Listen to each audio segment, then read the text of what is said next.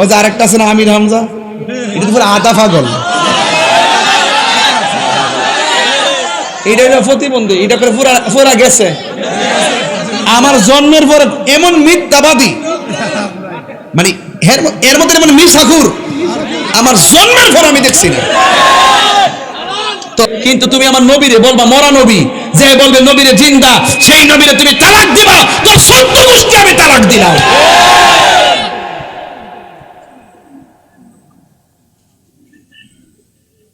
এগুলো বললে আপনারা বলেন যে আমরা অতিরিক্ত কথা বলি। এই মিয়া, নবীরে গালি দিলে কি বাচ্চা দিকে লাভ আছে? বেশ আলাপ করো, তবে মইরালো যায় দেখবা খবরে নবী ছাড়া কেউ, হাসর মাঠে নবী ছাড়া কেউ। তখন বুঝবা চেয়ার কত দাম, ক্ষমতা কত দাম। এখন দেখবেন কেউ আর সুদের ওয়াজ করে না, বুঝছেন না ব্যাপারটা? চেয়ার চেয়ার চেয়ার চেয়ারটা নিয়ে জায়গা। যেই নেতার কাছে নবী আছে সেই নেতার সাথে আমি আছি, যেই নেতার মধ্যে নবী নাই তার সাথে আমি নাই। কথা কোন ঠিক কিনা? আজকে আমরা ট্যাগ লাগাই কথা কয়, আমরা বলে এই দলের দালাল, এই দলের দালাল। দালালি করলে তোরা করছ, এক দলের 3 ভাগ করছ, 1 ভাগ করছ রাস্তাঘাটে বাইরে বের লাগে, আরেক ভাগ করছ আন্দোলন করবার লাগে, আরেক ভাগ করছ তলে তলে টেহা খাইবার লাগে। বস্তার পরে বস্তার টেহা নিলে তোমরা নিছো, আমরা একটা নিছি না। এখন আমি দেখলাম যে আমির হামজা কিরে মিথ্যা কথা কয়, কারণ তার উস্তাদরা মিথ্যা কথা কয়। ওনার উস্তাদ হলো চট্টগ্রামের জামাতের আমির শাহজাহান চৌধুরী। সে বলছে আমাদের সুন্নি জামাতের শ্রেষ্ঠ বিদ্যাপীঠ জামিয়া আহমদিয়া সুন্নিয়ার ভিতরে নাকি বিশাল অস্ত্রের ভান্ডার পাওয়া গেছে। 1.5 ঘন্টা বলে তল্লাশি করছে। মাইজবান্ডার দরবারে বলে অস্ত্রের কারখানা, সেনাবাহিনী বলে ঘন্টার পর ঘন্টা বলে রুমে রুমে তালাশ করে বলে অস্ত্রগুলা পাইছে। এত বড় মিথ্যা কথা। এই জন্য ভাবলাম আমির হামজারা কিরে মিথ্যা কথা কও, ওনার উস্তাদরা মিথ্যা কথা কও। তার আমি একটু শাহজাহান সাহেবের কাছে জানতাম চাই, দেশবাসীর কাছে আমার জিজ্ঞাসা, জামিয়া হইল একটা অরাজনৈতিক আধ্যাত্মিক ইমানি সেন্টার। এখানে সব শ্রেণীর রাজনীতিবিদরা যায় দোয়া আনার জন্য। হুজুর কেবলা আসলে যায় ফাওয়ার গুড়া ফেরতে বান্ডার শুরু ঘুরে থাকে, সায়েন্স সিকিউরিটির কদম এমনি ফিরে থাকে। কথা কোন ঠিক নেই? এগুলো হলো আধ্যাত্মিক সেন্টার। এগুলো কিসের সেন্টার? আমাদের জামাতের আমির শাহজাহান সাহেব যে বলল জামিয়াতে অস্ত্রের ভান্ডার পাওয়া গেছে, ওনার কাছে আমার প্রশ্ন, যদি সেনাবাহিনী যায় যদি ঘন্টার পর ঘন্টা যদি তল্লাশি করে থাকে, ভিডিও ফুটেজটা কই? আমরা জামিয়াত কিন্তু সিসি ক্যামেরা আছে কিনা? আমরা এগুলো বের করব কিন্তু। অথচ জামিয়ার ভিতরে কোনো সেনাবাহিনীর টিম ঢুকে নাই 5 তারিখে। এবং আমার জিজ্ঞেস হলো যে ভিডিও ফুটেজটা কই? যদি তারা অস্ত্র পায়া থাকে অস্ত্রের ভিডিওগুলা কই? এবং যদি তারা অস্ত্র পায়া থাকে সেনাবাহিনী প্রশাসন, তাহলে এতগুলা মিডিয়া আছে, মিডিয়ার প্রচার কই? আপনি মন গড়া কথা বলে জামিয়ার উপরে আপনি কলঙ্কের দাগ লাগাতে মিথ্যা কৌশল অবলম্বন করেছে, মিথ্যা বলেছেন। এই জন্য আপনাকে জাতির কাছে ক্ষমা চাইতে হবে।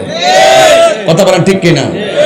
এবং আমি দেখেছি আপনাকে অনেক সময় ইসকনের সাথে মিটিং করতে দেখা যায়। এবং আমি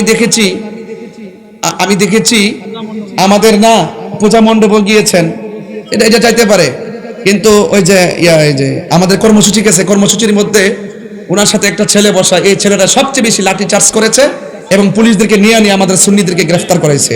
দেখলাম যে ওই ছেলেটাও চট্টগ্রামের দাড়িওয়ালা, সেও ওখানের মধ্যে ওনার সাথে শাহজাহান চৌধুরী সাহেবের সাথে খুব ভালো সখ্যতা।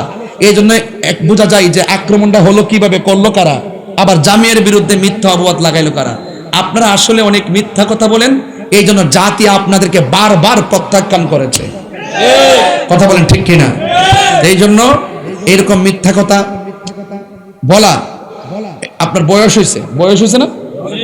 অনেক বয়স, লাঠি নিয়ে হাঁটে, এই বয়স আপনি এত বড় মিথ্যা কথা বললেন। আমার জন্মের পরে এরকম কাঁচা মিথ্যা কথা, জ্বলন্ত মিথ্যা কথা আমার জন্মের পরে আমি শুনছি না। কথা কোন ঠিক না বেটে? এজন্য আপনাকে জাতির সামনে ক্ষমা চাইতে হবে, কারণ আপনি আমাদের অস্তিত্বের, জামিয়া আমাদের প্রাণ, জামিয়া আমাদের চেতনা, জামিয়া আমাদের ইমানি সেন্টার, জামিয়া আহমদিয়া সুন্নিয়া। কথা বলেন ঠিক না? এই জন্য আপনি মাঝভান্ডার নিয়ে আপত্তি তুলেছেন, অপবাদ দিয়েছেন, জামিয়া নিয়ে মিথ্যা অপবাদ দিয়েছেন, আপনাকে ক্ষমা চেতে হবে। কথা বলেন ঠিক কিনা? অযথা মিথ্যা বলে এইভাবে আমার ছেলেদেরকে আপনার ছেলেগুলা পিটাইলো। এখন না বুঝতেছি যে এই ছেলেগুলা কারা। আপনাকে না দেখলে তো বুঝলাম, না আমি আপনাকে চিনি না। আপনার নামটা আজকে আমি সার্চ দিয়ে বাইর করছি যে আপনার নামটা কি। আপনি জামাতের আমির শাহজাহান চৌধুরী সাহেব, সাতকানিয়া বাড়ি। আপনার বয়স তো হয়েছে, আপনি এই বয়সে এই মিথ্যা কথাটা বলা ঠিক হয়েছে না। আপনার ছেলে মেয়ে আছে, কথা কন ঠিক না বেটে? আল্লাহ আমাদের সকলকে মিথ্যা প্ররোচনা থেকে হেফাজত করুন, বলুন আমিন। আরো জবান খুলে কোন আমিন। যাই হোক বাবার আমার, আপনারা বলুন হাসরের মাঠে আমার নবী সুপারিশ করার ক্ষমতা আছে না নাই? কারা কারা বিশ্বাস করেন হাত তোলেন। কারা কারা?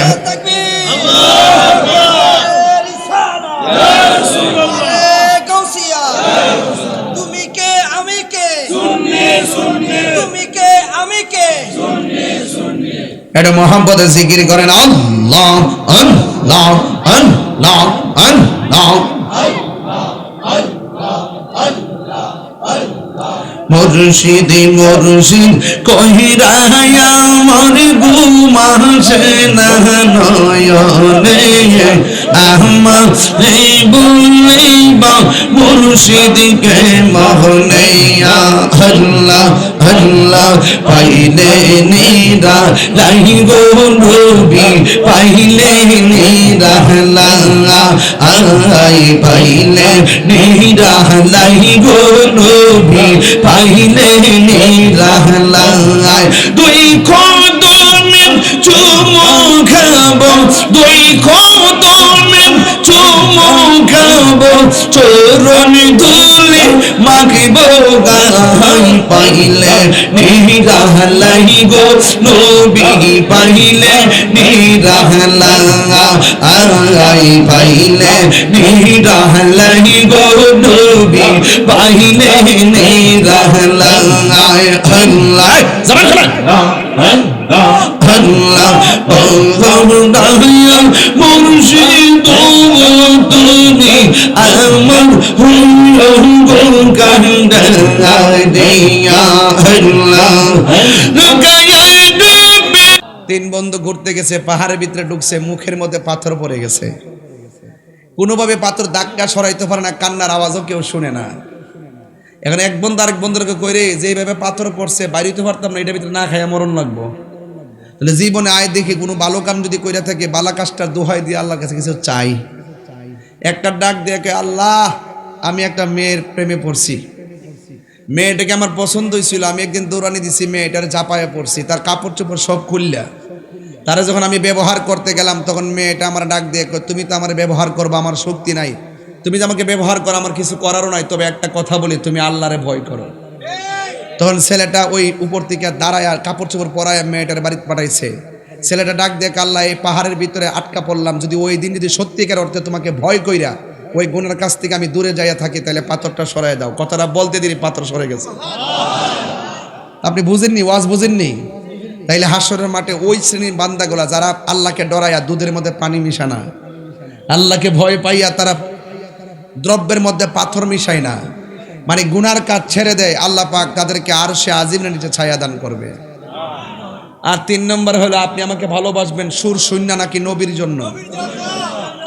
আপনাকে ভালোবাসবেন সুর শূন্য নাকি আল্লাহর জন্য? তা রাসূল বলতেছেন, যেই মানুষটা মানুষকে আল্লাহর জন্য ভালোবাসে, যেই মানুষটা মানুষকে নবীর জন্য ভালোবাসে, ওই মানুষটার জন্য আল্লাহ রাব্বুল আলামিন আরশে আজিমের ব্যবস্থা রেখে দিবেন। জোরে কোন সুবহানাল্লাহ। তাইলে বলুন তো দেখি, আমরা কাহারও সুর শুনে পাগল হব না, আমরা নবীর জন্য কেউ কাউকে ভালোবাসবো, হোক সে গরিব। কথা বলেন ঠিক কিনা? এই জন্য আমার যুবক ভাইয়েরা, হাসরের ময়দানে আল্লাহর জন্য যদি কাউকে ভালোবাসেন, নবীর জন্য যদি কাউকে ভালোবাসেন, আমার আল্লাহ রাব্বুল আলামিন হাবিব বলেন, যেই দিন কেউ কাহারও কোনো উপকারে আসবে না, সবাই শুধুমাত্র নফসি নফসি বলে কাঁদবে, ওই কঠিন মুসিবতে আল্লাহ রাব্বুল আলামিন তাকে আরশে আজিমের নিচে ছায়া দিয়ে দিবে। মানুষগুলো দিক দিগন্তে ছোটাছুটি করবে, কিছু কিছু ছোট ছোট পোলাপান হাসরের মাঠে দৌড়াদৌড়ি করবে। আল্লাহ বলবে, ও ছোট পোলাপান তোমরা এখানে দৌড়াদৌড়ি করো না, সবার মিজানের পাল্লায় ওজন হবে, তোমাদের মিজানের পাল্লায় ওজন হবে না, তোমরা পুলসিরাত পারিয়া জান্নাতে চলে যাও। ছোট ছোট বাচ্চারা আমার আল্লাহর ডাক দিয়া বলবে, আল্লাহ ছোটবেলায় তুমি আমাদেরকে নিয়ে এসেছো, মাকে মা বলে ডাকতে পারি নাই, বাবাকে বাবা বলে ডাকতে পারি নাই, আলো বাতাস দেখতে পারি নাই, নিয়াই যদি আইবা কেন তুমি মরণ দিলা? এই প্রশ্ন তোমারে কোনোদিন করব না, কিন্তু তুমি যে আজকে আমারে বললা বিনা হিসেবে জান্নাতে যাওয়ার জন্যে, তোমার কাছে আমার প্রশ্ন হলো, যেই মা 10 মাস 10 দিন আমরারে গর্বে রাখছে, এই মারে একটু দেখাইয়া দাও না, এই বাবারে একটু দেখাইয়া দাও না। আল্লাহ ডাক দিয়া বলবেন, তোমার মা জাহান্নামী, তুমি জান্নাতে যাও। তখন ছোট ছোট বাচ্চা অনেকে বলবে, আল্লাহ আমার মা যদি জাহান্নামী হয়, জান্নাতে যাওয়ার আগে একটা নজর আমার আম্মাকে দেখাইয়া দাও। এই কথাটা এই মাত্র বলবো, ওই মুহূর্তে আল্লাহ ডাক দিয়া বলে, মালিক এই বাচ্চার মাটাকে জাহান্নাম থেকে বের করে দেয়, জাহান্নাম থেকে বের করে একটু দেখায় দাও। এবার বাচ্চার মাটাকে জাহান্নাম থেকে বের করা হলো। এই জাহান্নামটা কত গভীর জানুনি? এই দুনিয়াটা যত বড়, 70 গুণ বড় একটা পাথর যদি জাহান্নামের মুখের মধ্যে ছেড়ে দেয়, এই জাহান্নামের পাথরটা নিচে যাইতে 70,000 বছর লাগবে। এত গভীর একটা জাহান্নামের তল থেকে বাচ্চাটার মাকে তোলা হবে। ওই মুহূর্তে বাচ্চাটার মাকে যখন তোলা হবে, গায়ের মধ্যে কোনো গোশত নাই, হাড্ডিগুলা লোহা যেমন করে তাতিয়ে গরম করে, ঠিক এমন করে হাড্ডিগুলা লাল হইয়া থাকবে, আর কাউ মাও করে কান্না করবে, বাঁচাও বাঁচাও বাঁচাও। জাহান্নামের আগুনে এত গভীর, এত কঠিন। এবার ছোট বাচ্চা আমার আল্লাহরে ডাক দিয়ে বলবেন, আল্লাহ ও আল্লাহ, আমার মা আমার 10 মাস 10 দিন যে গর্ভে ধারণ করেছে, এই মার পেটের গোশতগুলো আলাদা হয়ে গেছে, হাড্ডিগুলা জ্বলতেছে।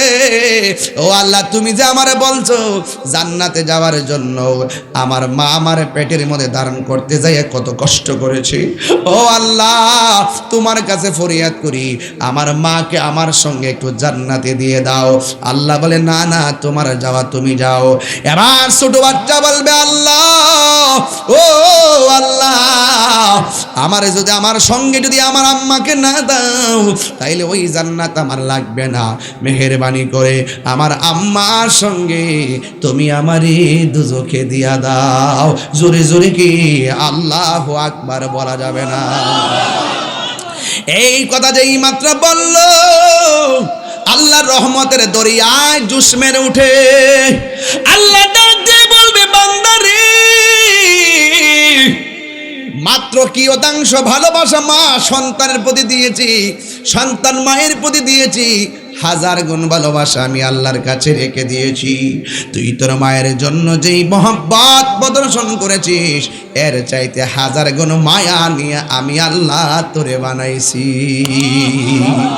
ও ফেরেশতারা, বাচ্চার মা তাকে জাহান্নাম থেকে বের কর। ও রাহেলার মা, ছোট বাচ্চা মারা গেলে কান্না করো না, ধৈর্য ধারণ করে থাকবা গো মা। এই বাচ্চা তোমার শাফাতের ওসিলা হয়ে যাবে। ওই বাচ্চা যখন বলবে, আল্লাহ আমার সঙ্গে আমার মাকে দিয়ে দাও, আল্লাহ যখন দেয় না, তখন বাচ্চাটা বলবে, আল্লাহ আমার মায়ের সঙ্গে আমাকে জাহান্নামের মধ্যে দিয়ে দাও। এই কথা যেই মাত্র বলবে রে বাবা, আমার আল্লাহ ডাক দিয়ে ফেরেশতারি তাসনিম নামক পানি দিয়া শরীরটারে এমন করে দৌত করো, যেন বাচ্চার মায়ের গায়ে জাহান্নামের কোনো চিহ্ন না থাকে। এমন ভাবে সাজাইয়া দাও, বাচ্চা যেন তার মায়ের আঙ্গুলটারে শিকল বানায়া জান্নাতে যাইতে পারি। আর জোরে জোরে করুন আল্লাহু আকবার। হ্যাঁ, নারীর ওয়াজ না, কোনো কিছু না, ফাও বিনোদন। এটা বুঝতে বুঝতে অত বড় হইছি, বয়স টল হইতে পারে, ওয়াজের বয়স লম্বা, বহুত আগে গেছে, 19 বছর আগে গেছে। কিও ইডো গেলাম, হিডা হিডাও হিডা, কথা কোন ঠিক নেই। আকীদার ক্ষেত্রে কাউরে সান নাই, চল পরিমাণ, আই ডোন্ট কেয়ার।